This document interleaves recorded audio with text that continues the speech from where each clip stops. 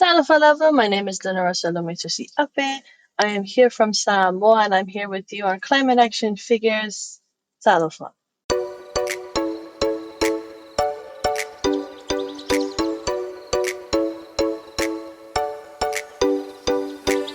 Well, hello and welcome back to a brand new edition of Climate Action Figures on location in the South Pacific. My name is John Whidden, and this week on the show we are continuing our series featuring young guests who attended COP29. Today you will meet Luna, who was there, and she will tell us all about her experience.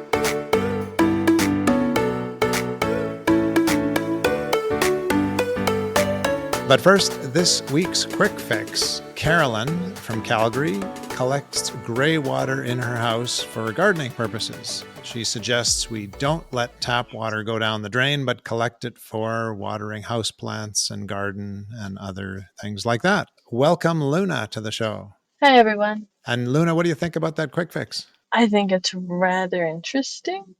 Is water an issue in Samoa?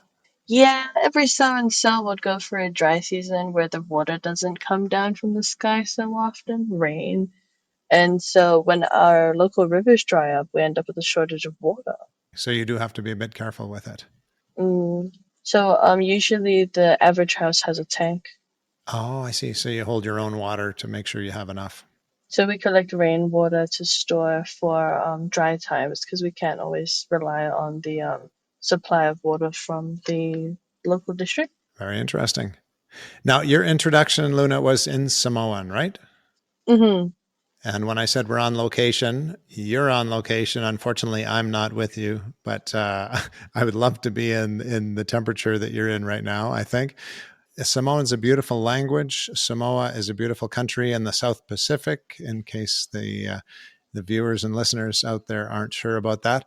I know this because I have a Samoan rugby jersey. That's what I'm wearing right now. So there you go.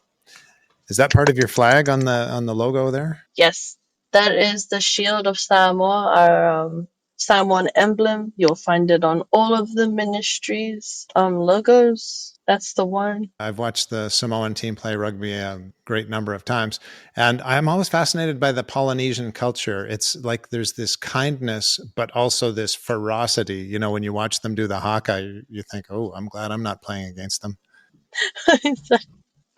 Fair. Very fair.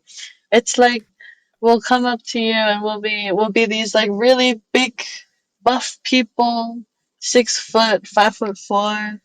Some are 5'4", but they're really buff and meaty. Then we have the ones who are 6'5". They'll walk up to you, they'll scare you a bit, and then if they're really soft voice, they'll be like, "Do you want to come with me to my church service on Sunday? We have a feed after. Come and join us for our family dinner." Since we're in our different places here, let's play a little game called Compare the Temperature. My temperature right here is minus 18 and it's snowing. Your turn. No way. It's currently 31 degrees right now in Samoa with high humidities. So you Wow. walk around and you'll be melting at the same time. Yeah. Okay. I'm not sure which I prefer because I'd love to have that for a little bit, but I don't think I'd love it all the time. And no snow there today, I'm guessing. No, I would love to see snow though, one day. Luna, Western Samoa, or Samoa as it's called now, is surrounded by the Pacific Ocean. Mm-hmm. Does that affect the urgency of climate change for you? Indeed, it does, because with regards to other bigger nations with larger land masses, when it comes to the term climate migration, there's only so far that you can migrate in until you have nothing more to move further inland for. So, as the sea levels rise, so does the loss of land increase, kind of graphically like that. And we don't really have that much space for people to go through.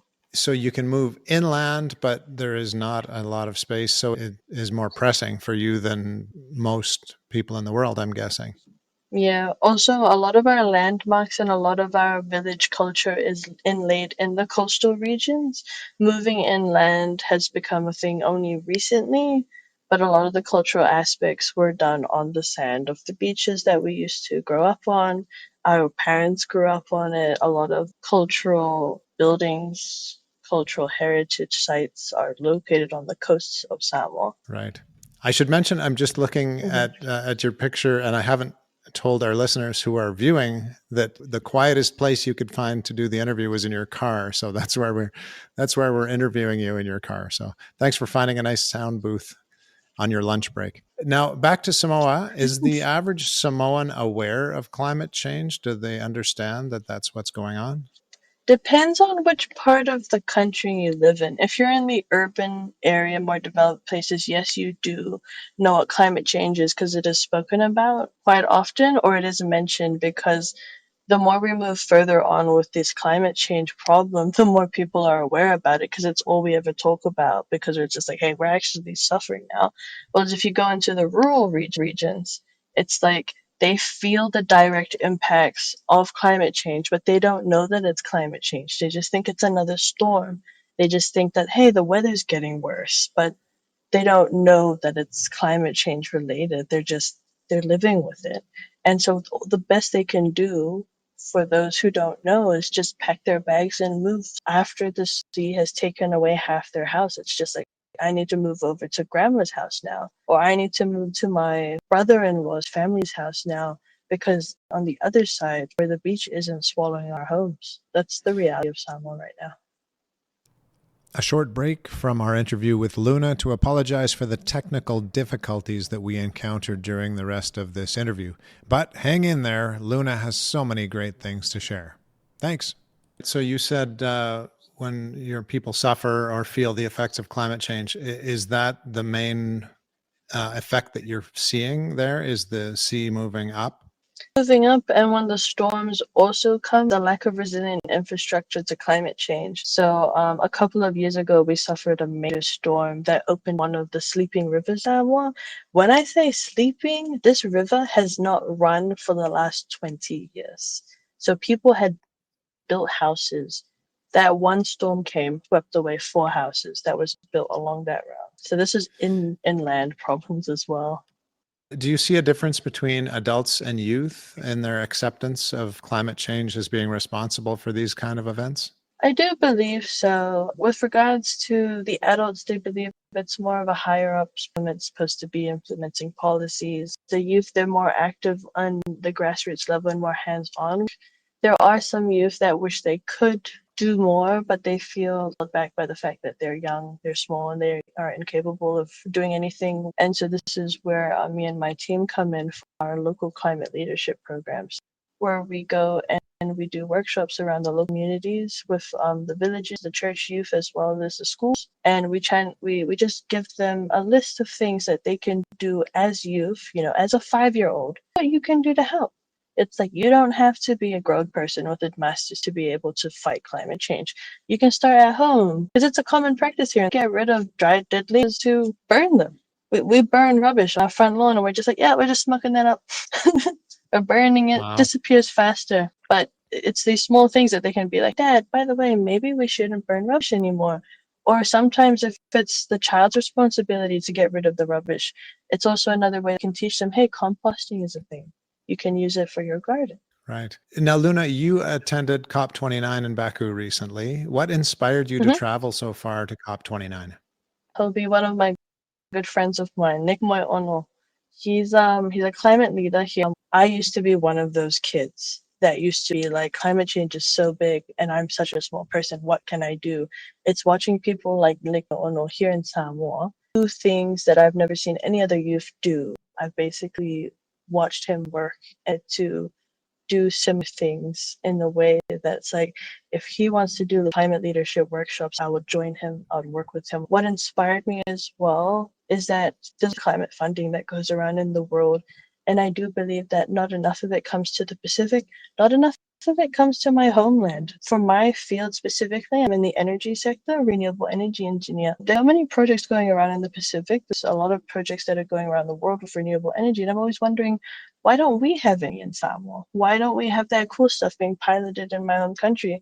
So that was also one of the reasons why I wanted to go to COP, so that I can go and see how we could either bring a pilot project or bring some of those ideas and innovations back home into the country and use them to develop our country further in the energy sector, as well as boost our renewable energy production. If the people in this country don't know where to get money, then it's might as well go and attend a big conference, find where the other countries are getting the climate financing, and be like, hey, if you didn't know where to look, this is where we should be looking. So while I was in COP, I learned the technology negotiations. I discovered that there's a DIP and a CTCN, and these are networks that we can use as small island nations to access climate financing. At COP, they also outline if you're in a small island nation and you're struggling with proposal writings, there's also small side events that also tell you this is how you apply for climate finance. This is where you find climate financing. Organizations that you can work with if you want to get support for technical innovations. These are the really cool things that I picked up from COP. So my next question was going to be, was the trip worthwhile? It sounds like you had some great connections and learned some new things there. Absolutely loved the trip. It was painstakingly stressful, but the lack of sleep was worth it. When you think back to the whole conference, where do you think the most progress was made and where do you think a lot more is required? I believe the most progress was made was between the little interactions between countries during the pavilions, where other countries got to learn about other countries and what they're doing, specifically the youth attending these smaller events on the side and just taking back information back to their homeland. Now, you mentioned Global South, Global North. I mean, you live in the Global South. You are speaking Mhm. to an audience largely in the Global North. Do you have a message for us? Please, we exist, by the way. Yes, we are a small island in the middle of water, in the middle of nowhere in the Pacific. And yes, if you spin the globe around, yeah, we exist, we're here. We're at least 20,000 people in here, but we do matter. We have feelings, we have personalities, we have culture, we have roots. And when you do visit us, we are very welcoming. So if you do want to feel a bit of our Samoan hospitality, culture, and love, please remember we're here and please also help us fight climate change. Back to COP29, Luna, do you feel like it's actually going to change things in the world? I hope so.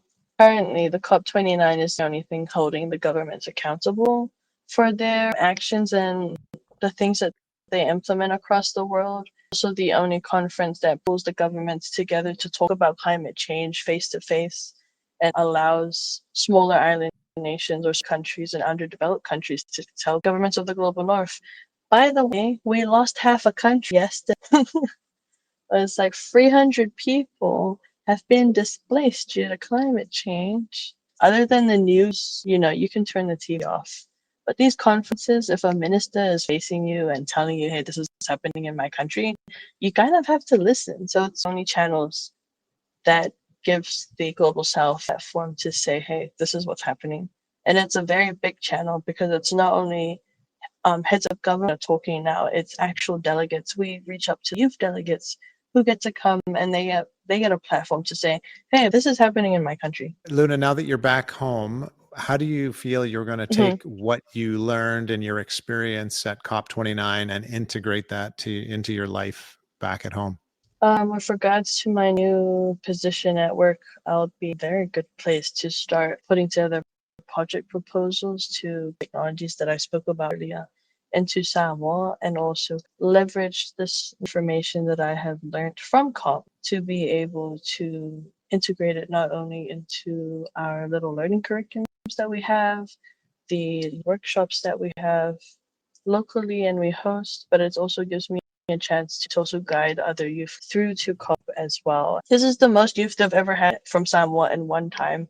One was government funded, the other had her own project funding, and then me and my team partner, we also managed to secure funding to attend COP. And that's why Samoa had their biggest youth delegation. Well, that's fantastic. Congratulations on getting the biggest team ever there from Samoa. Now, Luna, before we run out of time, I need to ask you what your climate action is that you've chosen today. Climate action would be youth and climate change leadership workshops, because there's nothing more inspiring or nothing more fulfilling than being able to take someone with you on your journey. If you want to go fast, go But if you go slow, you take more people with you. By me slowing down slightly on my youth climate action, I get to also take people with me and navigate the bureaucratic systems of climate change here in Samoa. So it's like, this is how you get here, this is how you get here. There's so many youth climate activists doing amazing things here in Samoa, but they just don't have the system. And so that's my climate action, is helping youth get through the system. And what gives you hope in the world today, Luna? What gives me hope is all the people at the grassroots level doing projects and not waiting for policies to be implemented before they start moving. It's the people that are just like, I'm just going to do it now.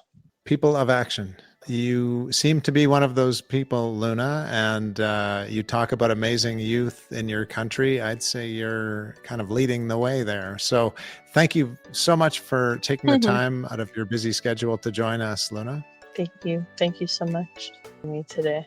And thank you, dear listener. If you know of a climate action figure who should be featured on the podcast, contact us via email at climateactionfigure, all one word, at gmail.com, or via our social media. We will be back again next Tuesday to talk with another climate action figure who has stories and thoughts to share about their experience at COP29. Until then,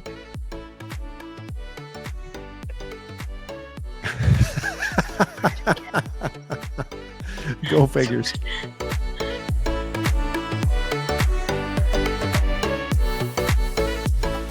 This has been Climate Action Figures. Our show is produced and hosted by John Whidden. Our creative consultant is Kayla McIntosh. Our theme song is Hawaii Vacation by Tavari. You can find us on Instagram, Facebook, and YouTube at Climate Action Figures. That's all one word. And if you have any other questions or comments that arose from this or any episode, feel free to reach out to us at climateactionfigures@gmail.com. And thank you for listening. We'll be back next week with another Climate Action Figure.